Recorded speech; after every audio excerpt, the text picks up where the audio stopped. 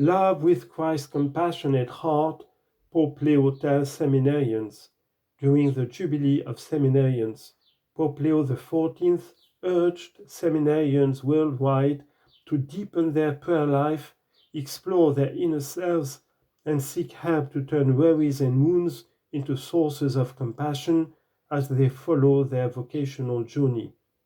He emphasized the importance of growing in emotional and affective maturity and of listening for God in today's culture and in the cries of the oppressed. Do not be afraid to grapple with your inmost thoughts, feelings, and problems so that your heart can be filled with God and His compassion, Pope Leo told seminarians.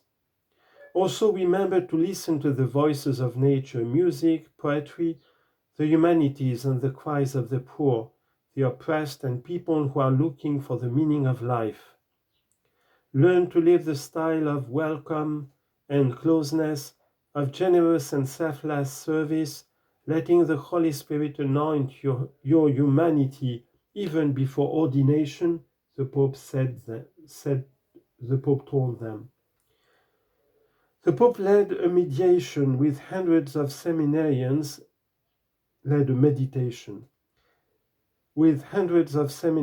and those involved in priestly formation from around the world in St. Peter's Basilica as part of the Jubilee of Seminarians. He thanked them for their joy and enthusiasm, because with your energy you fuel the flame of hope in the life of the Church.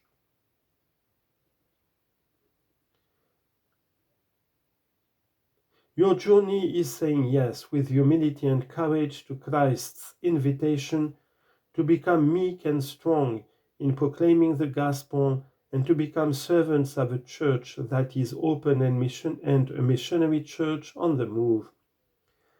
Jesus, calls you first and foremost to an experience of friendship with Him and with your fellow priests, and to deepen this experience in all aspects of life.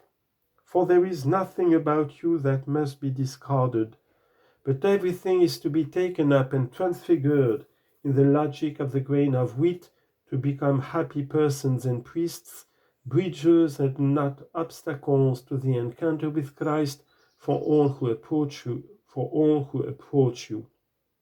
Yes, He must increase and we must decrease so that we can be shepherds according to His heart.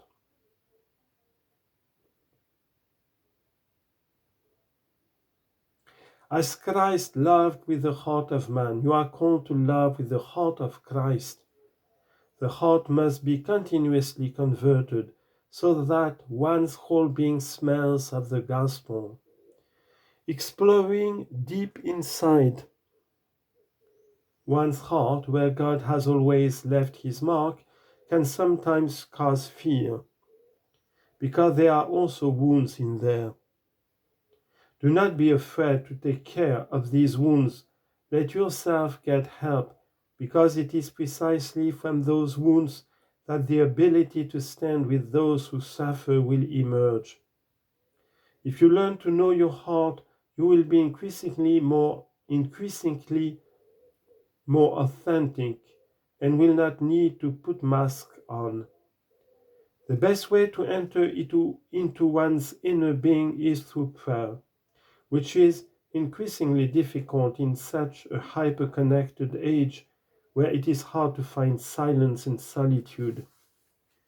Without the encounter with Jesus, we can't even truly know ourselves.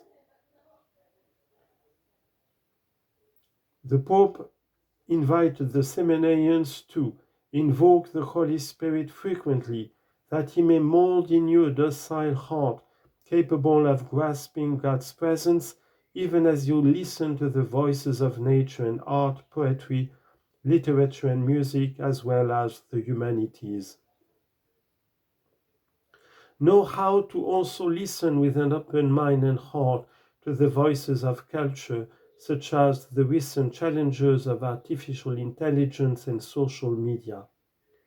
Above all, as Jesus did, know how to listen to the often silent cry of the little ones the poor and the oppressed, and the many people, especially young people, who seek meaning for their lives.